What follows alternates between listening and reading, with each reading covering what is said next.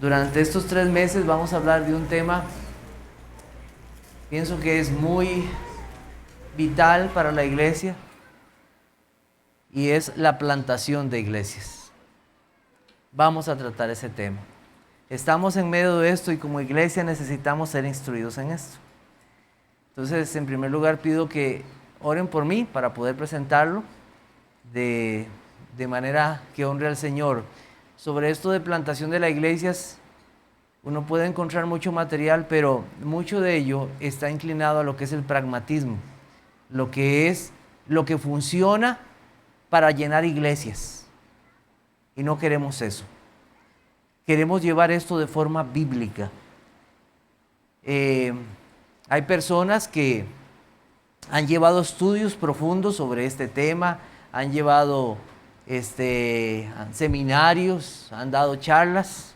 Yo no soy uno de esos que ha dado esas cosas, pero en la Biblia tenemos la instrucción necesaria para dar este tema y tenemos al Espíritu Santo. Entonces vamos a confiarnos en eso y obviamente también ayudados por siervos de Dios que fielmente han querido tomar este tema y presentarlo a la iglesia. Disculpen que hoy no hay presentación en PowerPoint. Pensando que no había proyector, no la hice, solo la armé como yo siempre la tengo acá. Ya para el otro domingo la haré porque me olvidó que sí se proyecta para los que están en línea o a los que están ahí. Entonces, pensando en eso, no la hice, pero ya para el otro domingo se las tendré con la de este domingo y con la que sigue, para que ya vayan teniendo.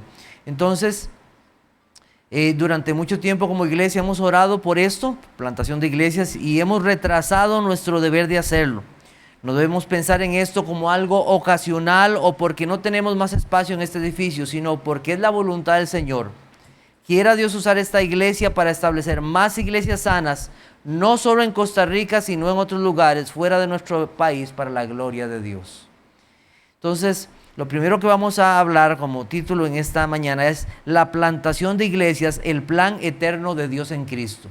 Vamos a hablar de 3 puntos. La plantación de iglesias está basado en el propósito eterno de Dios. Entonces, repito, la plantación de iglesias, el plan eterno de Dios en Cristo. Como punto A, la plantación de iglesias está basado en el propósito eterno de Dios. Vamos a buscar en nuestras Biblias Efesios capítulo 1, versículos 3 al 9. Efesios 1.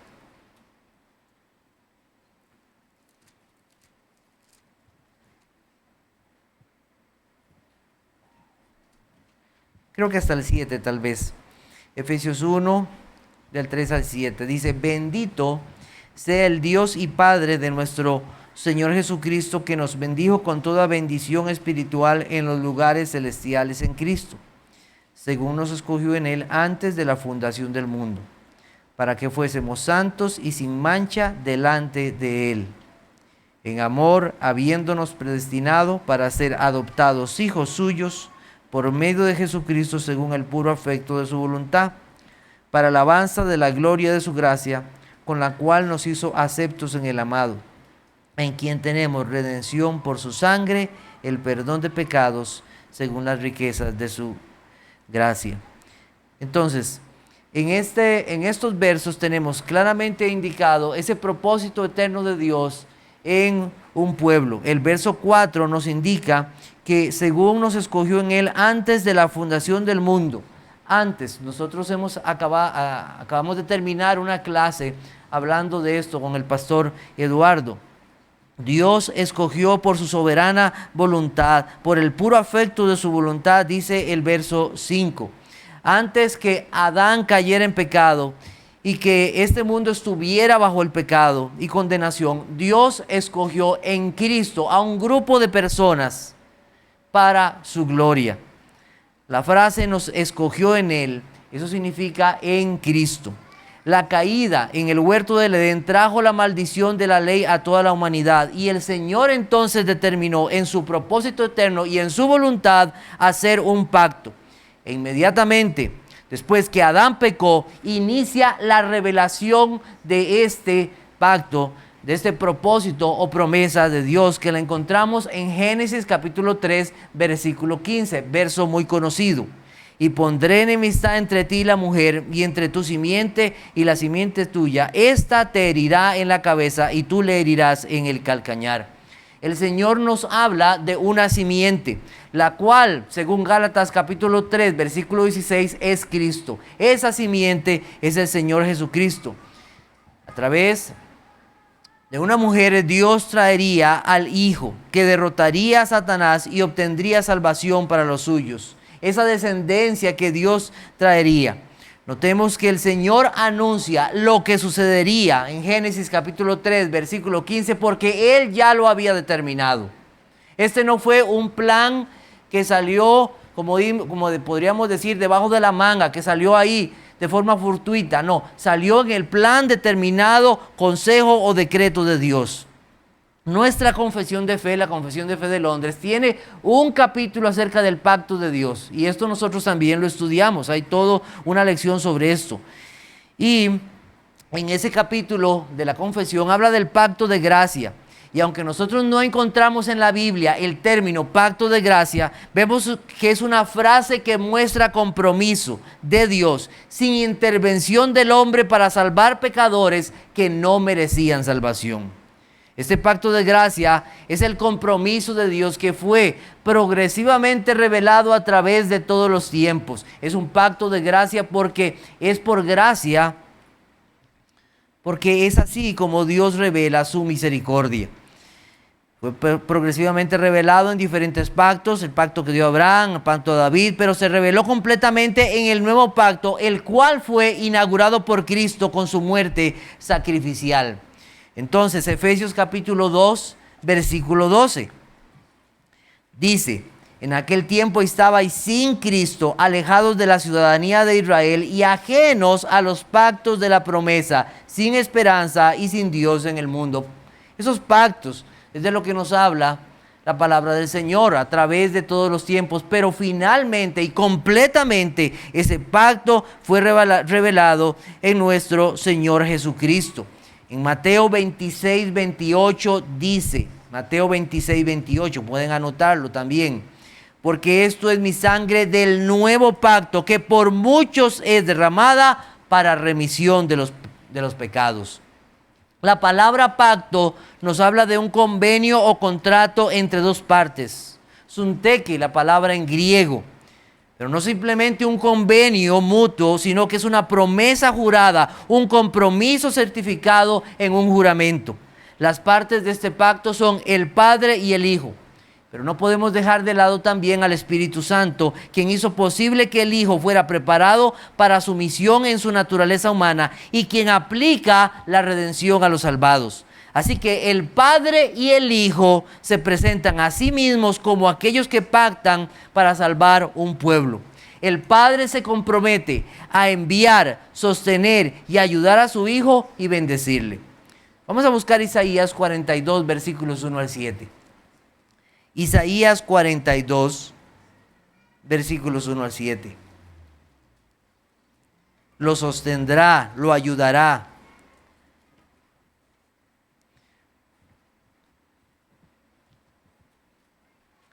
Dice así: he aquí mi siervo, yo le sostendré, mi escogido, en quien mi alma tiene contentamiento. He puesto sobre él mi espíritu, él traerá justicia a las naciones. No gritará ni alzará su voz, ni la hará oír en las calles. No quebrará la caña cascada, ni apagará el pabilo que humeare. Por medio de la verdad traerá justicia. No se cansará ni desmayará hasta que establezca en la tierra justicia y en las costas esperen su ley. Así dice Jehová Dios, creador de los cielos y el que despliega, el que extiende la tierra y sus productos, el que da aliento al pueblo que mora sobre ella y espíritu a los que por ella andan. Yo Jehová te he llamado en justicia y te sostendré por la mano, te guardaré y te pondré por pacto al pueblo, por luz a las naciones. Aquí hay un pacto. Dios se compromete a ayudar, a sostener a su propio Hijo. Pero también este Hijo es enviado por el Padre. Juan capítulo 5, versículo 36. Juan 5, 36. Recordemos que en las clases de escuela dominical regularmente buscamos muchos pasajes. Dice, mas yo tengo mayor testimonio que el de Juan, porque las obras que el Padre me dio para que cumpliese las mismas obras que yo hago dan testimonio de mí, que el Padre me ha enviado. También leo para ustedes Juan 11:42. Pueden anotar la cita. Yo sabía que siempre me oyes, pero lo dije por causa de la multitud que está alrededor, para que crean que tú me has enviado. El Padre se compromete en ayudar al Hijo, en sostenerlo, pero también en enviarlo para lo que estaba planeado en la eternidad, la salvación de su pueblo, pero también en bendecirlo. Vamos a buscar Isaías 53:10. Isaías 53:10.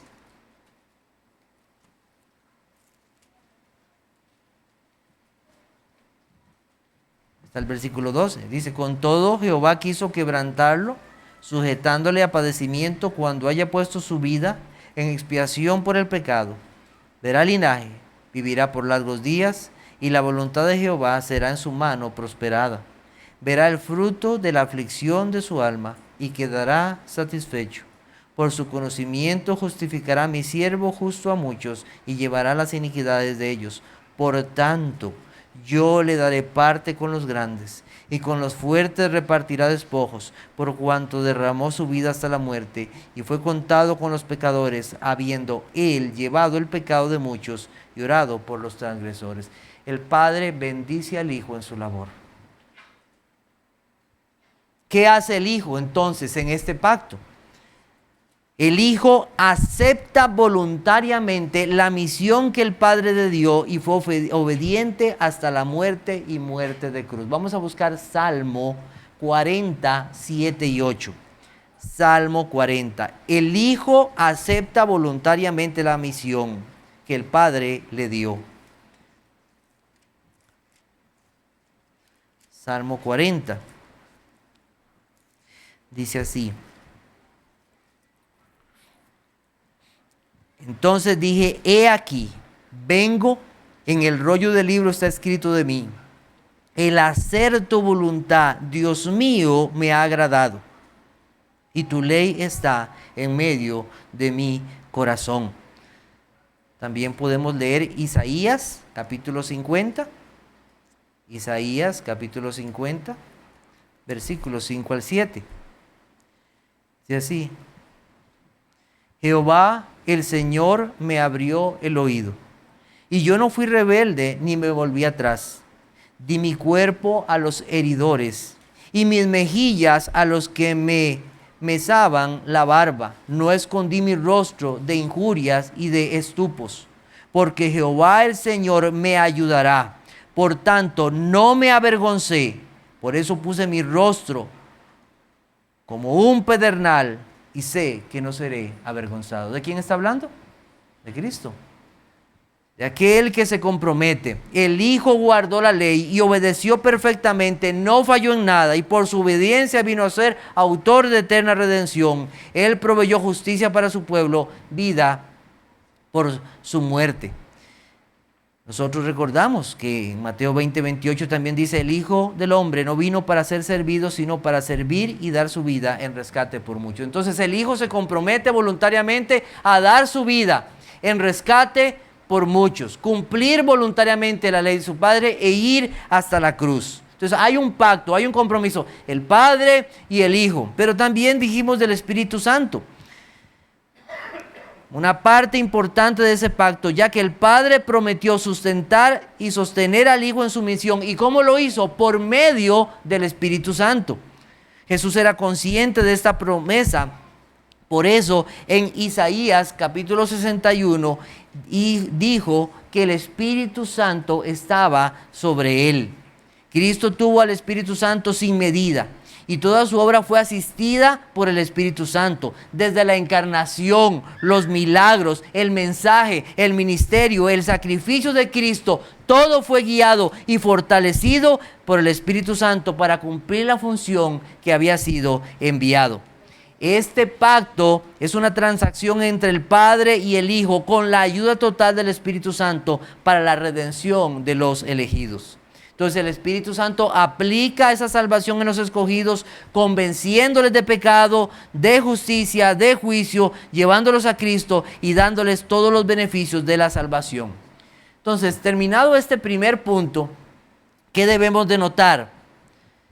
Que la redención, la salvación de los escogidos, todo lo que tiene que ver con ellos, de salvar a un pueblo, primeramente estaba determinado por Dios en la eternidad. Y por lo tanto, la plantación de iglesias para llevar la verdad del Evangelio está sustentada en primer lugar en el pacto o la promesa de Dios. Eso es lo primero que debemos de notar. En el pacto o la promesa de Dios. Los programas humanos, las empresas, los gobiernos, los mejores y mayor detallados sistemas u organizaciones en este mundo han caído y caerán. Pero el propósito de Dios de salvar un pueblo no va a perecer ni va a caer. ¿Por qué? Porque fue trazado en la eternidad entre el Padre y el Hijo.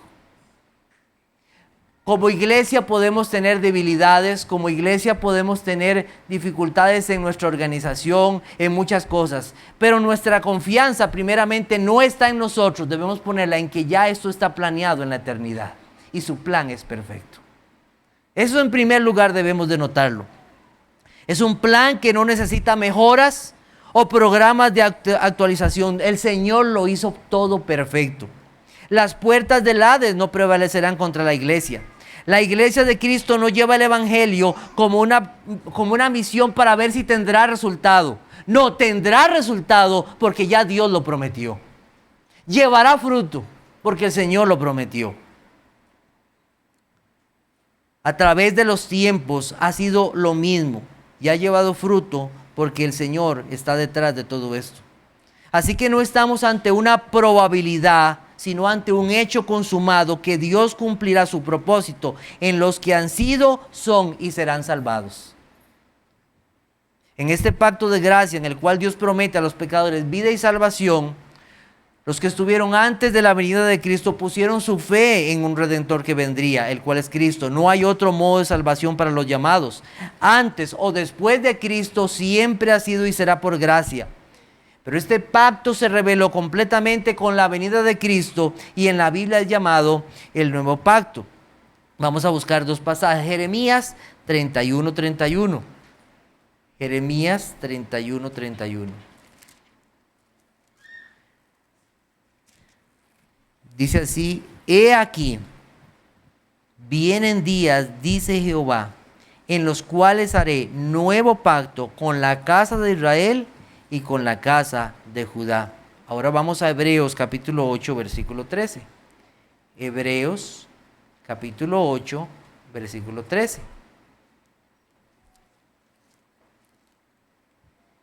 Dice así: y al decir nuevo pacto, ha dado por viejo el primero, y lo que se da por viejo y se envejece está próximo a desaparecer. El Señor estableció ese nuevo pacto con la venida de nuestro Señor Jesucristo, lo inauguró. En segundo lugar tenemos la plantación de iglesias está fundado en la obra sacrificial de Cristo. Segundo punto, la plantación de iglesias está fundada en la obra sacrificial de Cristo. Hace pocos domingos terminamos de ver el Evangelio de Juan. Vamos a Juan capítulo 12, exactamente ahí donde terminamos, versículo 23.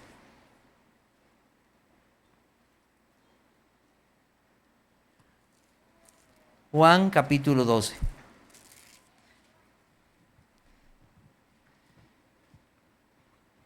Vamos a leer del 23 al 26. Dice: Jesús le respondió diciendo: ha llegado la hora para que el Hijo del Hombre sea glorificado. De cierto os digo que si el grano de trigo no cae en la tierra y muere, queda solo, pero si muere, lleva mucho fruto. El que ama su vida la perderá, y el que aborrece su vida en este mundo para vida eterna la guardará. Si alguno me sirve, sígame, y donde yo estuviere, allí también estará mi servidor. Si alguno me sirviere, mi Padre le honrará. Quiero que pongan sus ojos en el versículo 24. De cierto os digo, si el grano de trigo no cae en la tierra. ¿De quién estamos hablando? De nuestro Señor Jesucristo. Esa semilla que caería en la tierra, ese que moriría sería nuestro Señor Jesucristo. ¿Y qué promete con su muerte? ¿Qué es lo que promete? Llevar fruto. No es una posibilidad, Él llevará fruto. La plantación de iglesias, llevar el evangelio, está basado primeramente en la muerte sacrificial de Cristo. Vamos a ir a llevar el evangelio, porque ya la semilla fue puesta. Y esa semilla lleva fruto. Nuestro Señor Jesucristo así lo aseguró. Juan capítulo 12, versículo 32 dice, y si yo fuere levantado de la tierra, a todos atraeré a mí mismo. La muerte de Cristo asegura que todos los que están determinados para salvación llegarán a Él. Todos los seres humanos merecen morir como castigo por el pecado. Merecen recibir la ira de Dios por el pecado. Nuestros pecados nos separan de Dios y estamos esclavos del pecado y en el reino de Satanás. Pero Cristo con su muerte asegura salvación por su obra sacrificial para los suyos.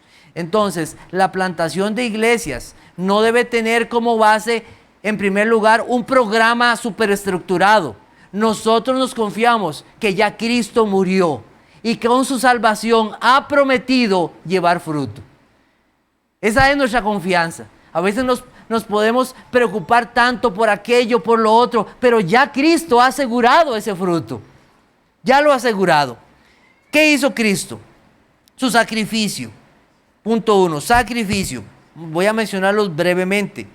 Pagó la pena de la muerte que merecíamos por nuestros pecados. Hebreos 9:26. Hebreos capítulo 9, versículo 26.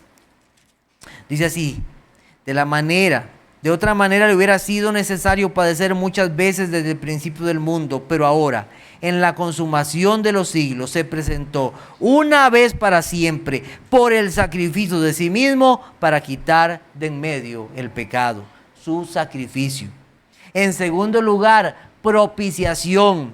Para librarnos de la ira de Dios que merecíamos, Cristo murió en propiciación por nuestros pecados. Primera de Juan 4:10. Primera de Juan capítulo 4, versículo 10. En esto consiste el amor, no en que nosotros hayamos amado a Dios, sino que Él nos amó a nosotros y envió a su Hijo en propiciación por nuestros pecados. Tercer lugar, reconciliación, para darnos paz con Dios y vencer nuestra separación hacia Dios. Necesitábamos que alguien trajera reconciliación y ese fue Cristo. Enemigos extranjeros, nosotros, y fuimos acercados por la obra de Cristo.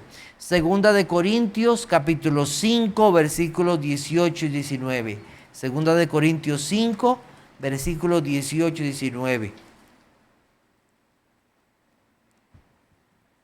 Dice así, y todo esto proviene de Dios, quien nos reconcilió consigo mismo por Cristo y nos dio el ministerio de la reconciliación. Que Dios estaba en Cristo reconciliando el mundo, no tomándoles en cuenta a los hombres sus pecados, y nos encargó a nosotros la palabra de la reconciliación. Colosenses capítulo 1, versículos 21 y 22. Colosenses capítulo 1, versículos 21 y 22. Dice así, y a vosotros también, que erais en otro tiempo extraños y enemigos en vuestra mente, haciendo malas obras, ahora os ha reconciliado. ¿Cómo? En su cuerpo de carne, por medio de la muerte, para presentarnos santos y sin mancha e irreprensibles delante de Él. Reconciliación. Cuarto, redención. La Biblia habla de nuestra condición espiritual como esclavos del pecado y sin poder pagar por la culpa de nuestros pecados. La Biblia dice que la paga del pecado es muerte.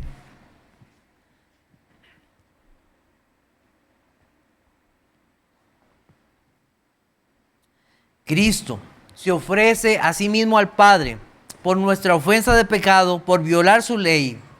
Cristo pagó en la cruz por los pecados de su pueblo. Gálatas 3:13. Gálatas 3:13. Dice, Gálatas 3:13, Cristo nos redimió de la maldición de la ley, hecho por nosotros maldición, porque está escrito, maldito todo el que es colgado en un madero.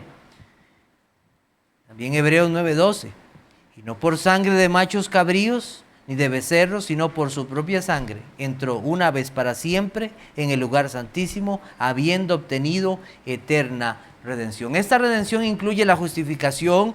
Cristo, con su obediencia perfecta, sin fallar en nada, fue a la cruz cumpliendo todo aspecto de la ley. Dios justifica al pecador. El pecador que ha confiado en Cristo ya no se presenta culpable, sino justo por la redención de Cristo. Un pasaje más aquí, Romanos 3, 24 y 25. Romanos 3, 24 y 25.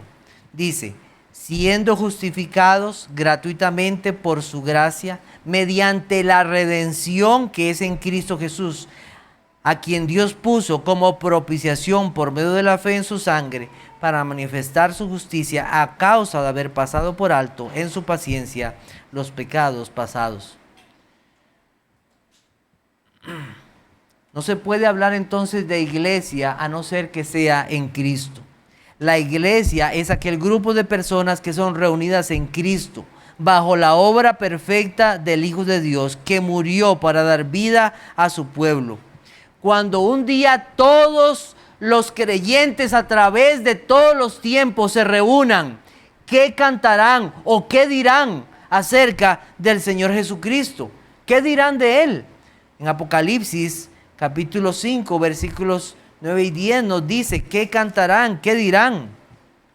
Dice, y cantaban un nuevo cántico diciendo, digno eres de tomar el libro y de abrir sus sellos, porque tú fuiste inmolado y con tu sangre nos has redimido para Dios de todo linaje, lengua, pueblo y nación. La iglesia de Cristo cantará de la redención de Cristo. La plantación de iglesias tiene como fundamento la obra sacrificial de Cristo. Es su fundamento. La iglesia no es un club social, no es un grupo de personas que tienen comunión con sus trabajos, cultura, raza, economía o actividades sociales. La iglesia es la comunión de aquellos que han sido reunidos bajo la obra sacrificial de Cristo a través de todos los tiempos. Y Él mismo llama para que sean reunidos como un pueblo. Por eso el apóstol Pablo iba por todas partes predicando lo siguiente, pero nosotros predicamos ¿a quién? A Cristo crucificado. La plantación de iglesias tiene como base la obra sacrificial de Cristo. La iglesia lleva fruto en vidas salvadas porque Cristo murió por ellos. Cristo aseguró una cosecha de almas porque Él murió para salvarlas. Y eso debe darnos gran gozo. Punto 3. La iglesia en el propósito eterno de Dios. La iglesia en el propósito eterno de Dios. Vamos a buscar el Salmo 118. Salmo 118. Versículos 22 y 23.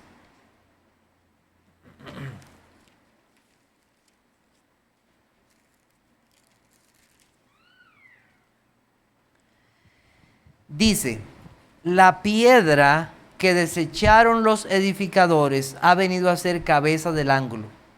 De parte de Jehová es esto, y es cosa maravillosa a nuestros ojos. Si usted tiene en su Biblia referencias, usted va a ver que hay unas citas referidas al Nuevo Testamento de ese pasaje. El apóstol Pedro y Pablo hablaron o se refirieron a este versículo. Vamos a buscar Efesios capítulo 2, versículos 19 al 22, y el otro está en Primera de Pedro. Vamos a buscar entonces Efesios capítulo 2, 19 al 22.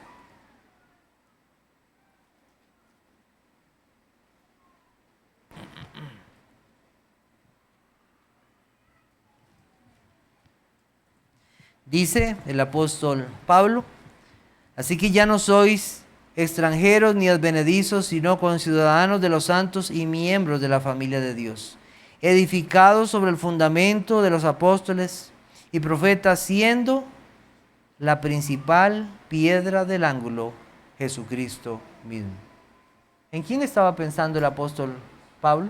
Estaba pensando en aquella palabra en los Salmos, hablando de Cristo como esa piedra angular. También otro. Vamos a buscar Primera de Pedro, capítulo 2, versículos 4 al 10. Primera de Pedro, capítulo 2, versículos 4 al 10. Dice: acercándonos a él, piedra viva, desechada ciertamente por los hombres, mas para Dios escogida y preciosa.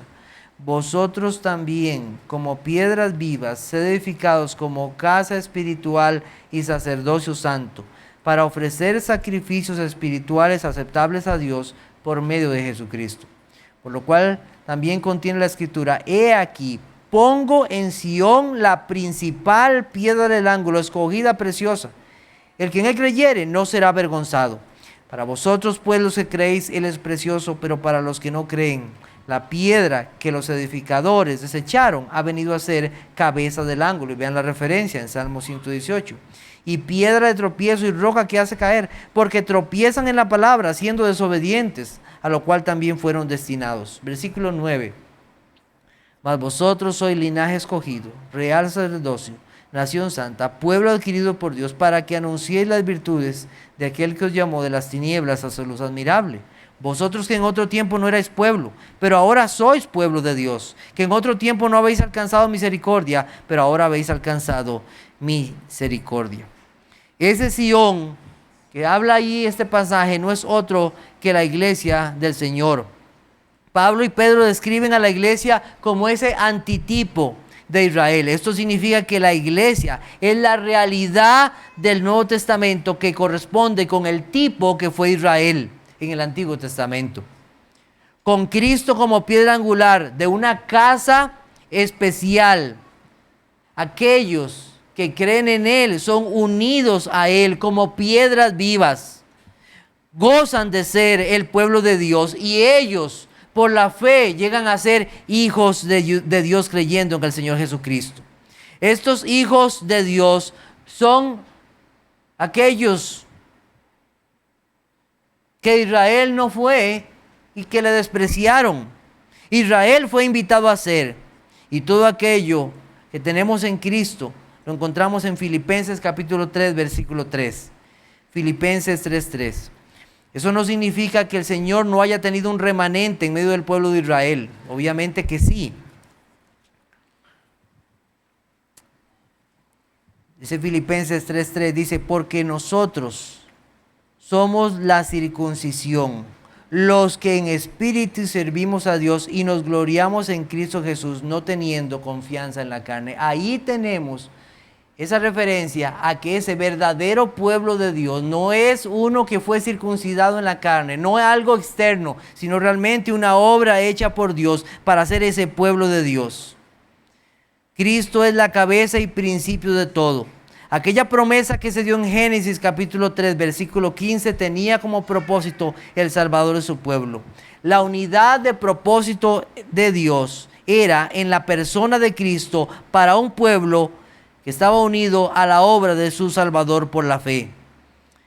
El pueblo de Israel recibió la promesa, la ley y los pactos. Por medio de ellos vino el Salvador, pero rechazaron al Mesías. Y como les dije, esto no significa que Dios no tenga un remanente. Pero ese remanente sería guardado para poner su confianza solamente en aquel Redentor que vendría. Cristo también tendría otras ovejas para formar un solo rebaño, como dice Juan 10:16. también tengo otras ovejas que no son de este redil, aquellas también debo traer, y oirán mi voz, y habrá un rebaño y un pastor. Les invito a buscar Gálatas capítulo 6, Gálatas capítulo 6, versículos 15 y 16. Gálatas 6, versículos 15 al 16. Dice: porque en Cristo Jesús ni la circuncisión vale nada, ni la incircuncisión, sino una nueva creación. Y vea el pasaje que sigue. Y a todos los que andan conforme a esta regla, paz y misericordia sea a ellos y al Israel de Dios. ¿Cuál es ese Israel de Dios? El que ha nacido de nuevo. Ese es el Israel de Dios. Esa nueva creación que no depende de una circuncisión o que no tengan circuncisión, sino que aquellos que han nacido de nuevo.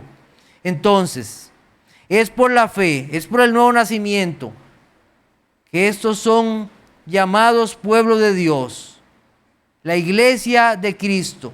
Esa es la etapa final y el resultado y propósito eterno de Dios, su iglesia. Segunda de Corintios 5, 16 y 17. Segunda de Corintios capítulo 5. Versículos 16 y 17. Dice: de manera que nosotros de aquí en adelante a nadie conocemos según la carne. Y aun si a Cristo conocimos según la carne, ya no lo conocemos así. De modo que si alguno está en Cristo, nueva criatura es. Las cosas viejas pasaron. He aquí, todas son hechas nuevas. Es la iglesia de Cristo, ese propósito eterno de Dios. Como dice la Biblia en Efesios 5:25, maridos, amad a vuestras mujeres, así como Cristo amó a la iglesia y se entregó a sí mismo por ella. El propósito de Dios en Cristo es una iglesia redimida, una iglesia que viva para agradarle a Él. Cristo asegura una iglesia en su propósito eterno.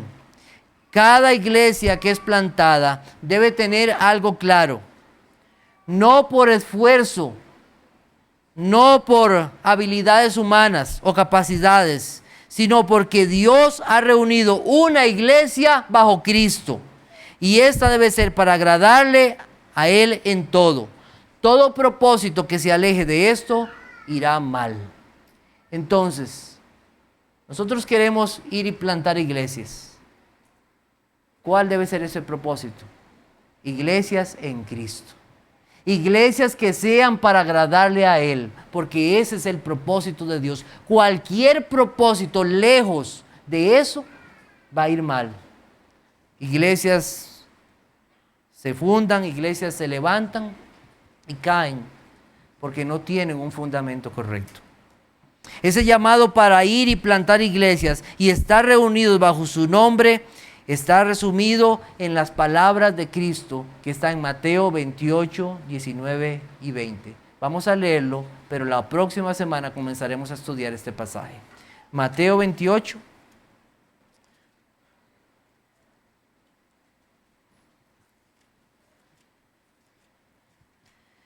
Versículo del 18 al 20. Con este pasaje terminamos en esta mañana. Y Jesús se acercó y les habló diciendo: toda potestad me es dada en el cielo y en la tierra. Por tanto, id y haced discípulos a todas las naciones, bautizándolos en el nombre del Padre, del Hijo y del Espíritu Santo, enseñándoles que guarden todas las cosas que os he mandado. Y he aquí, yo estoy con vosotros todos los días hasta el fin del mundo. Estudiaremos este pasaje a partir de la próxima semana.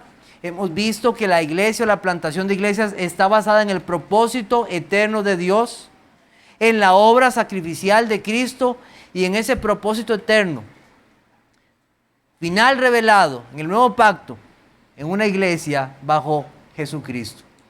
También estudiaremos el libro de los Hechos y estudiaremos muchas cosas más. Emocionémonos con este tema.